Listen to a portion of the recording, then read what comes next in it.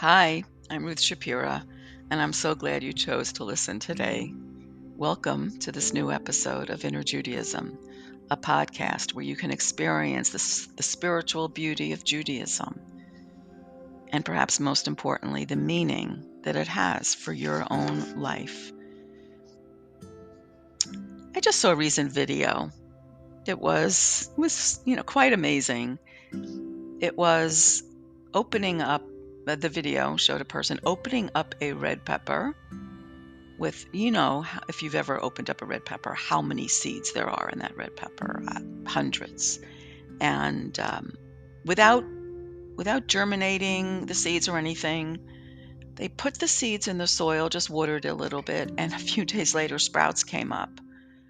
And I think I felt guilty ever since throwing away those seeds, knowing that I wasn't really planting them. But that's what I want to explore a little bit today. Not the red pepper of the seeds, but a concept that I think is really important and shouldn't really escape us. So join me, please. Some of us recognize, actually most of you probably listening to this, you're already oriented this way, that there's a deeper spiritual reality which connects and underlies all things. We have a sense that there is a unifying force for the very fabric of life, beyond what is physically perceptible, but that which is beyond our imagination. Yet, we tend to negate that very often.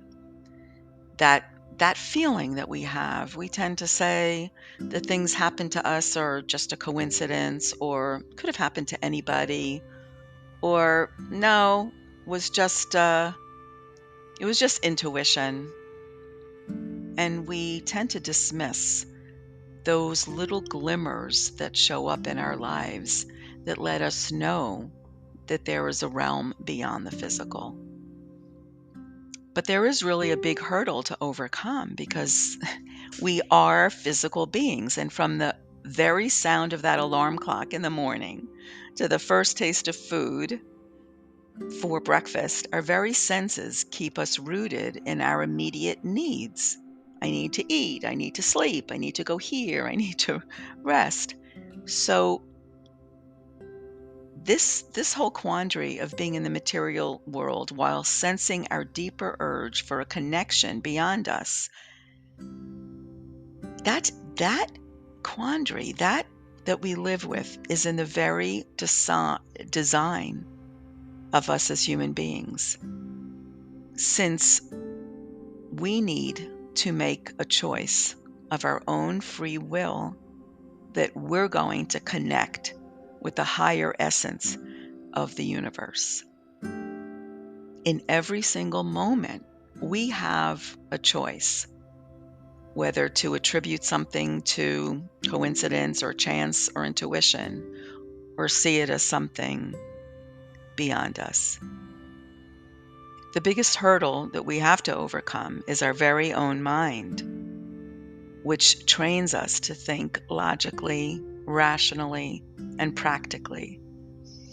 Science is a very strong foundation, but it leaves little room for what we don't see or seem to know with our senses. But we don't have to sacrifice any of that to come to accept that there might be a greater force that exists and that brings everything else into existence.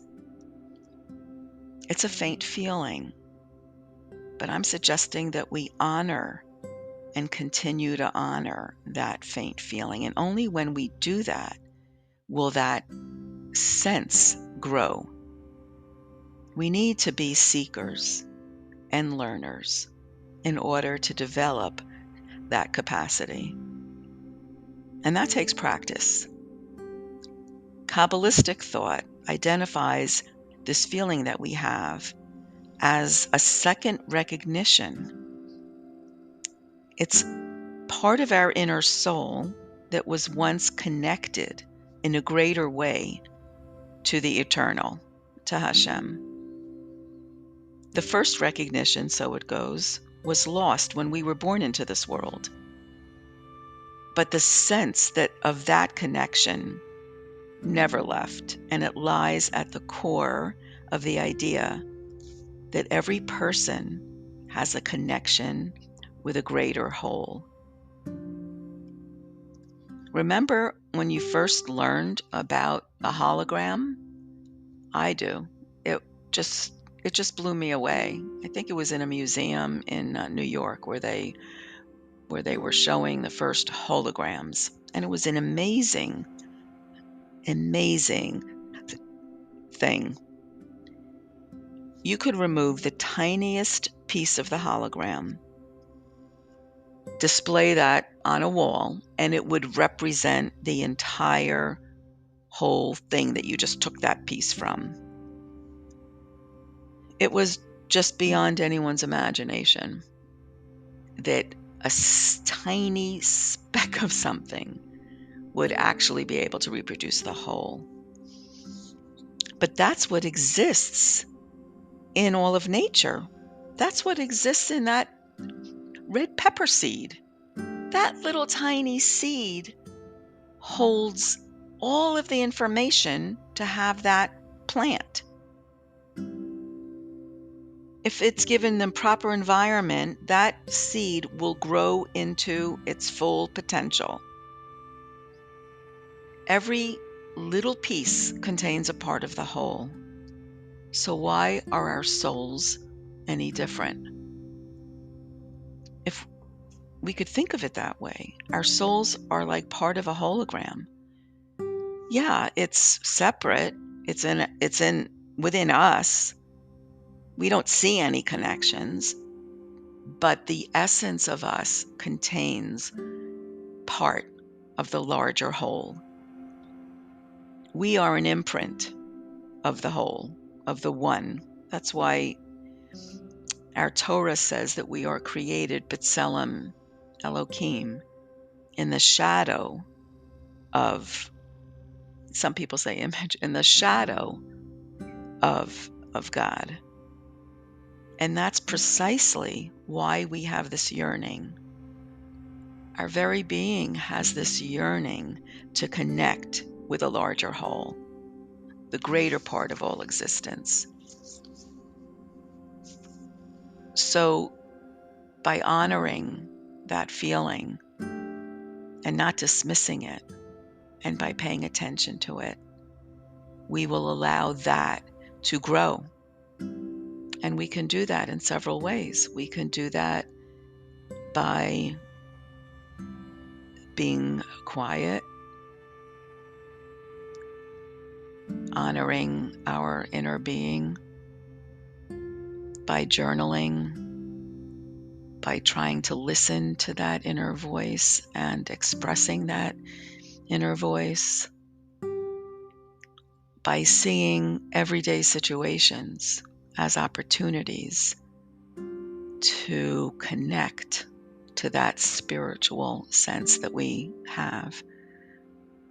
It takes training and it takes practice, but it is really up to us. It's a choice that we could make every single day. I remember when I was away at a Jewish summer camp, and I felt this sacredness in that space. I felt a sense of the holy, and it's why I really missed being away for all of those months that I wasn't in camp. And I don't know how I arrived at it, but I just really thought about it and thought, well, it's up to me. It's not anything about camp that is getting me to connect with the spiritual and the holy. I'm able to do that for myself. It was a conscious choice that I made.